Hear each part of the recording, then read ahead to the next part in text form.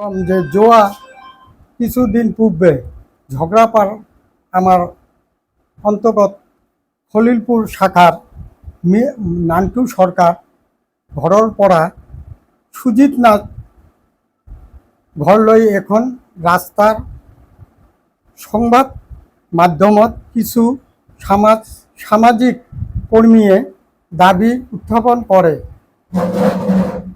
উদম কৃতপক্ষক দাবী কৰাৰ বাবে বিশেষকৈ মই নিজৰ ফালৰ পৰা ধন্যবাদ জনালোঁ।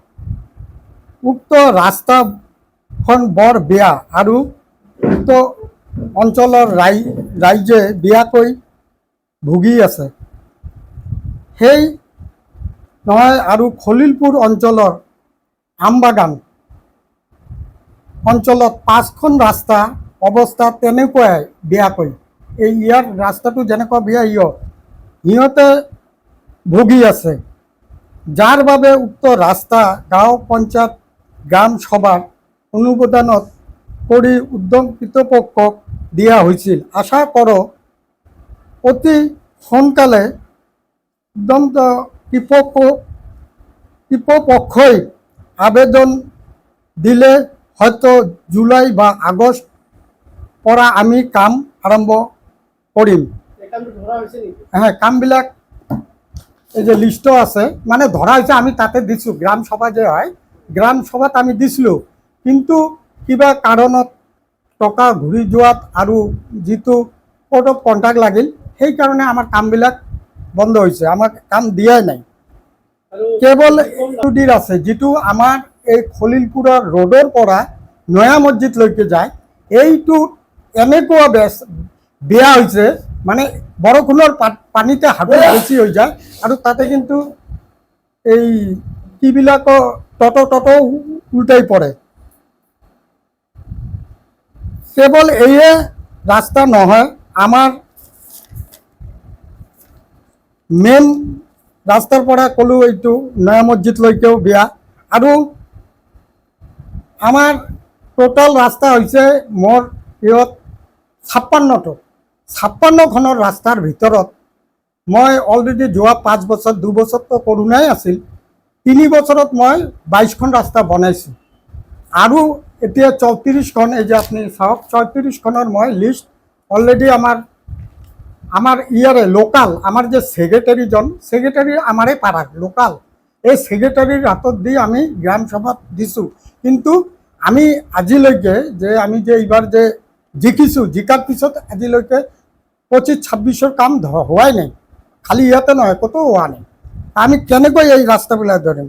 আৰু যে মই আমাৰ এই আমবাগানত যে 5খন ৰাস্তা আছে, মোৰ ওচৰত ফটো আছে, আপোনালোকক দিম, চাব। এই 5খন ৰাস্তাৰে 3খন ৰাস্তাত মানুহ খোজকাঢ়ি পৰি মৰি গৈছে। এজন কিহৰ বস্তা লৈছিল, এই চাউলৰ বস্তা লৈ যাওঁতেও পৰি মাৰা গৈছিল। আৰু এজন দায়িত্ব পঞ্চায়ত। মইতো 10টা, আমাৰ 10টা ঝগড়াপাড়াত যিবি 10টা মেম্বাৰ, ইউনিট মেম্বাৰ, তাৰ ভিতৰত মই এজন। আৰু বিফলতাটো পাইছোঁ দাদা। আমাৰ ৰাস্তা আমি 10টা নিশ্চয় ব্যস্ত হৈছে, নহ'লে ইমান কিয় ধৰিব পৰা নাই। যেনেকুৱা আমাৰ ইয়াৰ ভোট হ'ল 2450 ভোট। ঝগড়াপাড়া জিপিৰ হায়েষ্ট ভোটাৰ আমাৰ তাতে, মোৰ তাতে খলিলপুৰত। কিন্তু মোক তো সেই হিচাপে মই কাম নাপাওঁ। যেনেকুৱা আজি আমাৰ এবছৰে যায়, আমিতো এটাও কাম পোৱা নাই এতিয়ালৈকে।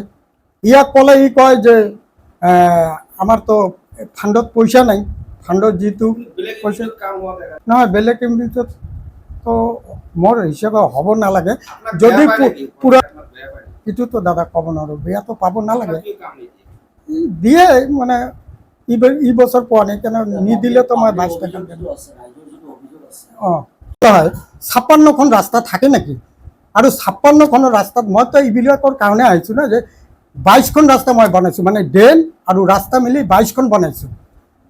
এইবাৰ ইলেকশ্যনততো এইটোই না। মোৰতো এই যে মানুহ যে কৈ যায়, আমাকে সেই অৰ্ডাৰ পঞ্চায়তে দিলে, আমি সেই ক'ব পাৰি। এইকাৰণে আমি জনাই আছোঁ যে আমাৰ গাঁও সভানেত্ৰী আৰু আমাৰ ধৰ্মশালা ব্লকৰ BDO ছাৰ, আমাৰ DC ছাৰ, আমাৰ মৰমৰ পৰম পূজনীয় আমাৰ মুখ্যমন্ত্ৰী ডক্টৰ হেমন্ত বিশ্ব শৰ্মা ছাৰৰ ওচৰত মই এইটোৱেই আবেদন কৰোঁ যে ছাৰ, আমাৰ এই ঝগড়াপাৰাত এইখনেই অঞ্চল দুখীয়া অঞ্চল। ইয়াত আছে SC মানুহ বেছি আছে, OBC মানুহ বেছি আছে, জেনাৰেল মানুহতকৈ সিহঁতে বেছি, কিন্তু আমাৰ ৰাস্তা ঘাট ইমান বছৰত হোৱাই নাই।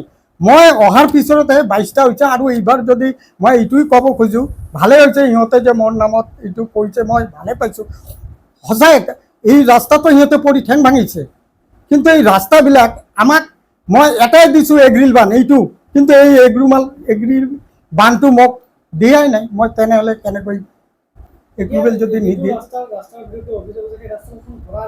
হা, ধৰা আছে। এইটো বোধ কৰোঁ জুলাই আগষ্টত হ'ব লাগে। কিন্তু এপ্ৰুভিল সিহঁতে যদি গ্ৰাম সভাত এপ্ৰুভিল দিয়ে, মইতো গ্ৰাম সভাত দিছোঁ, আমাৰ ছেক্ৰেটাৰী মোৰ ঘৰৰ ওচৰত, ছেক্ৰেটাৰীকো দিছোঁ, প্ৰেচিডেণ্টকো দিছোঁ। এই নিউজখন ওলোৱাৰ পিছতো মই প্ৰেচিডেণ্টৰ লগত লগ ধৰিছোঁ, কৈছোঁ